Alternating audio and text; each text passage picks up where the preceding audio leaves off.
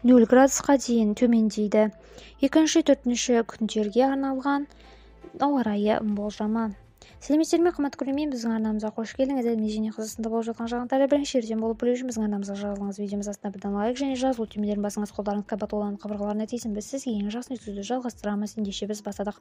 0 градусқа дейін төмендейді. Демалыс күндеріне арналған ауа райы болжамы жарияланды. 2-4 қыркүйекке арналған ауа райы болжамын жариялады. Кең және жылжымалы циклон Қазақстанның ауа райын анықтайды. Алдағы күнде республиканың көп бөлігінде бұлтты, жаңбырлы және суық болады. Солтүстікте, шығыста, орталықта кей уақыттарда қатты жаңбыр жауады. Жетісу және Алматы облыстарының таулы аудандарында жауын-шашын, кей уақыттарда қатты жауын-шашын, жаңбыр мен соулы қар түрінде күтіледі. Найзағай бұршақ екпінді жел болады.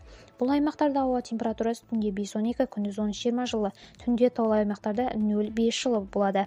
Қазақстанның батысында ғана жауын-шашынсыз ашық ауа райы салыстырмалы түрде қолайлы температура фонымен сақталады.